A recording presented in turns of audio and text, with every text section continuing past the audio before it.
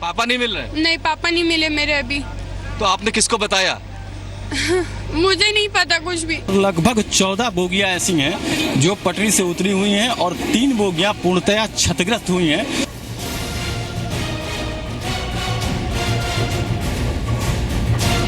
हमारे ऊपर सीट आ गई थी, पूरी सीट के नीचे किसी तरह से मैं निकला। मैं उठा, उसमें मेरे ऊपर 2 पंखे आ गए थे, सीट पड़ी थी।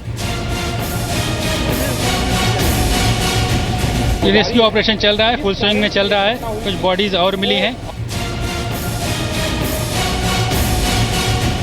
बहुत बड़ा हादसा है जो सामने नजर आया है।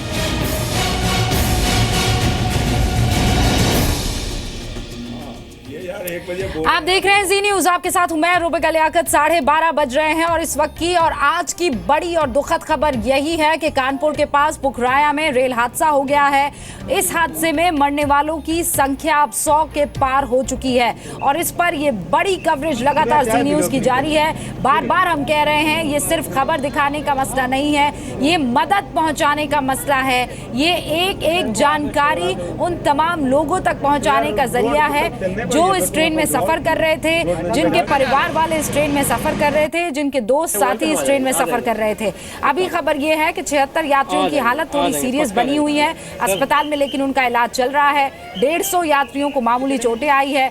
जो सबसे ज्यादा क्षतिग्रस्त हुए हैं उसमें सिटिंग और लगेज कंपार्टमेंट है GS, A1, B1, 2, 3, BE, S1, S2 और S3। इन सारे कंपार्टमेंट्स को ज्यादा नुकसान हुआ है। हालात ये है कि कई डब्बे तो इतने पिचक गए हैं कि वो समझ ही नहीं आ रहे हैं कि डब्बे हैं। अभी भी बहुत सारे लोग इन ट्रेनों के डब्बों में फंसे हुए हैं। दरअसल हुआ ये कि अचानक ये ट्रेन पटरी से डिरेल हो गई।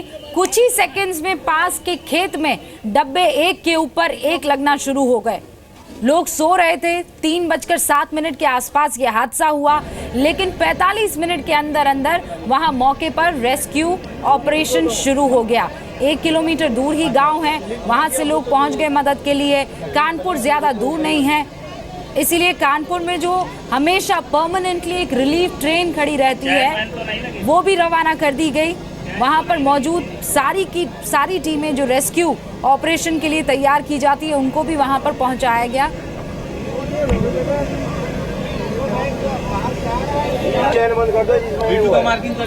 इस ट्रेन को पटना पहुंचना था। पटना से हमारे संवाददाता अमित कुमार कुछ देर पहले हमारे साथ जुड़े थे। इनकेस अगर आप उस वक्त टीवी नहीं देख रहे थे तो मैं आपको अपडेट कर देती हूं। अमित कुमार बता रहे थे कि वहां पटना में बकायदा घायलों की जो लिस्ट है वो लगा दी गई है और परिजनों के लिए एक हेल्प डेस्क तैयार कर लिया गया है ताकि वो जाए और वहां पर सारी जानकारी ले। चश्मदीद क्या कह रहे हैं इस रेल हादसे को लेकर, एक बार आपको सुनवाते हैं। हमारे संवाददाता विशाल पांडे अब ग्राउंड जीरो पर पहुंच चुके हैं कवरेज के लिए। ट्रेन क्रैश में बस मेरे पापा ही नहीं मिल रहे, बाकी सब मिल चुके हैं। पापा नहीं मिल रहे? नहीं, पापा नहीं मिले मेरे अभी। तो आपने किसको बताया? मुझे नहीं पता कुछ भी।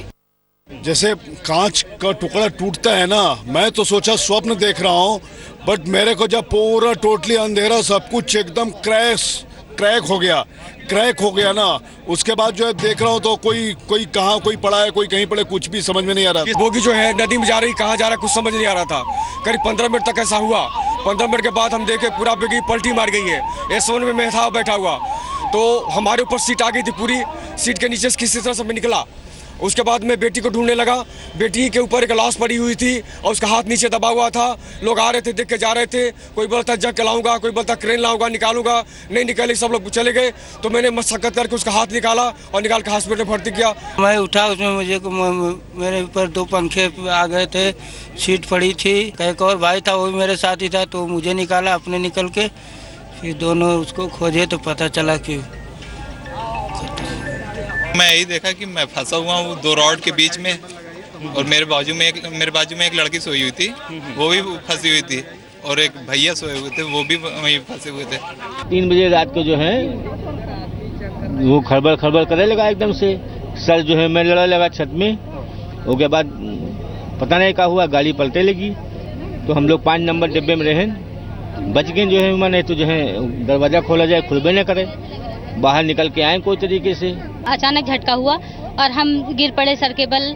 थोड़ा सा सर में हल्की सी चोट लगी और फिर मम्मी पापा के पास आके देखे तो आगे देखा कि डिब्बा टूटा था मेरा और फिर हम लोग किसी तरह उतर के नीचे आए। हम लोग तो बहुत ज़्यादा सहम गए थे, हमने सोचा ये क्या हुआ, हमने पहली बार ऐसा हादसा देखा है, इससे पहले कभी नहीं देखा है। हम लोग S3 में थे, जो जमीन में ढट गया तो हल्का फुल्का चोट लगा, बाकी चप्पल जूते ये सब गायब हुए हैं। बाहर निकलने का कोई चांस नहीं था, जब हादसा हो गया तब हम लोग बाहर निकले। 6-7 लोग इसके अंदर भी है। आप यात्री थे? मैं यात्री था, मेरा ये कम्बल जो पड़ा है जो मेरा कम्बल था, मैं भी यहीं पास में था। 3:07 पे एक्सीडेंट हुआ था।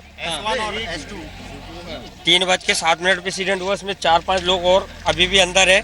मतलब हम एक डब्बे के अंदर 4-5 लोग बचे, वो यहीं पे बैठे हुए हैं, बल्कि सब की हमने लाशें जाती हुई देखी हुई है। 50 से ज़्यादा हम लोग जीवित व्यक्ति निकाल चुके हैं और कुछ डेड बॉडीज़ हैं जो पड़ी हुई हैं। पहले हम ध्यान दे रहे हैं जो जीवित हैं, जिनकी आवाज़ें आ रही हैं, कुछ बच्चे हैं, कुछ महिलाएं हैं, उन लोगों को हम लोग निकालने के लिए पूरा प्रयास कर रहे हैं। ट्रेन थे, एक जैसे लगा घुरमा जैसे आया और फिर चकनाचूर हो गए, हम लोग फंस गए।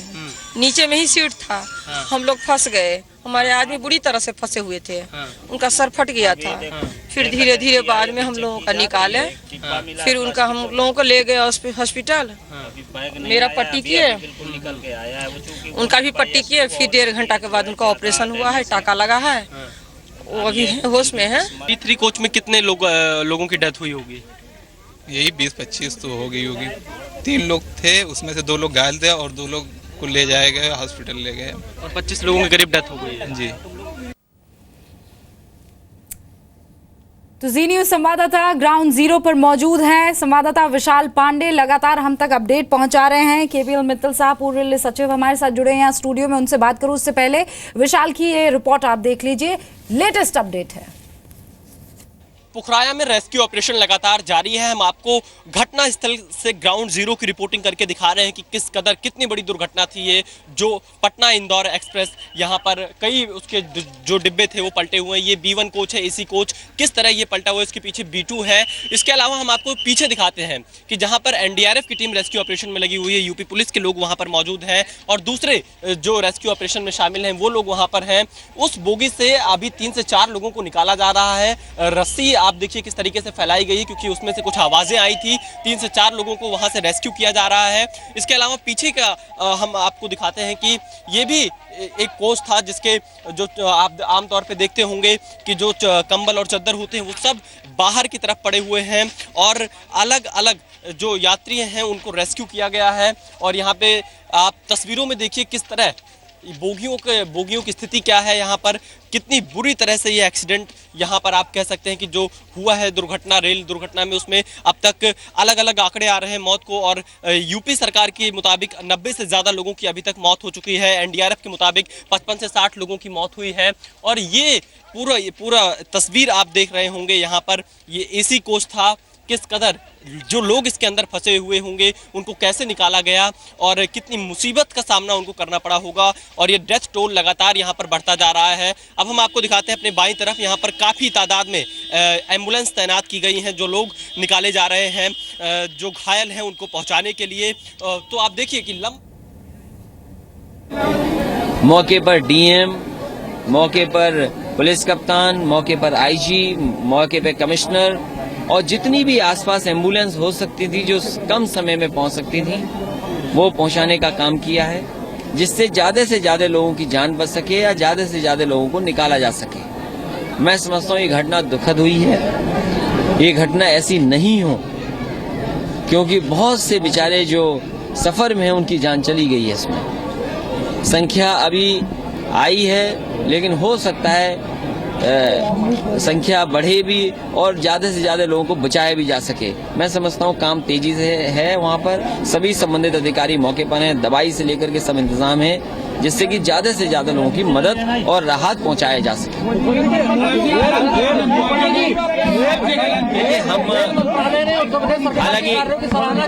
हालांकि सरकार के कार्यों की सराहना की है, क्योंकि अगर घटना हो और घटना हो गई है तो सबसे पहले प्रदेश सरकार ही की जिम्मेदारी बनती है, क्योंकि प्रदेश सरकार ही वहाँ अस्पताल है, एम्बुलेंस है या जो प्रशासन है वो प्रदेश सरकार का ही है।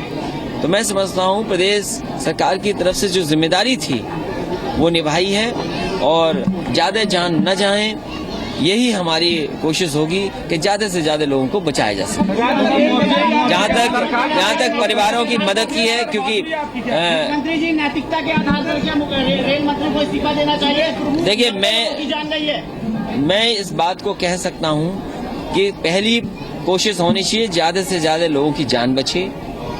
घटना जो हुई है वो विषय जांच का है कि घटना क्यों हुई, कैसे हो गई, उस पर अभी टिप्पणी करना जरूरी नहीं है। अभी पहले लोगों को बचाना, जिनकी जान गई है उनको प्रदेश सरकार की तरफ से 5 लाख हम लोग मदद करेंगे और इलाज और जो गंभीर घायल हैं उनकी भी मदद करने का काम सरकार की तरफ से होगा।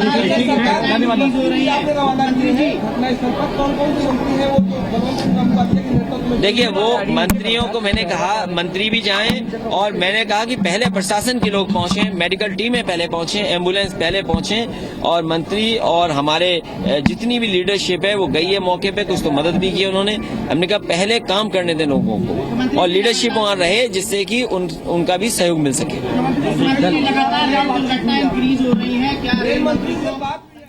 उत्तर प्रदेश के सीएम अखिलेश यादव को अभी आप सुन रहे थे। किसी तरह की कोई पॉलिटिक्स अभी करने के इच्छुक वो बिल्कुल नजर नहीं आ रहे थे। उनका सिर्फ ये कहना था कि पहले जो काम सर्वोपरि है वो कर लिया जाए और उसके बाद बाकी सारी चीजों पर। और ये तब जब कहा कि क्या रेल मंत्री को इस्तीफा दे देना चाहिए, इतना बड़ा रेल हादसा हुआ है तो उन्होंने कहा पहले काम होना चाहिए, बाकी सारी बातें बाद में। इसी चीज की जरूरत इस वक्त नजर आ रही है। छोटे से ब्रेक के लिए रुक रहे हैं। केबीएल मित्तल साहब हमारे साथ जुड़े हुए हैं, जो इंश्योरेंस से लेकर अभी कितना वक्त और लग सकता है इस पूरे के पूरे रूट को क्लियर होने में, ये डिटेल्स निटी-ग्रिटी के साथ बताएंगे ब्रेक के बाद।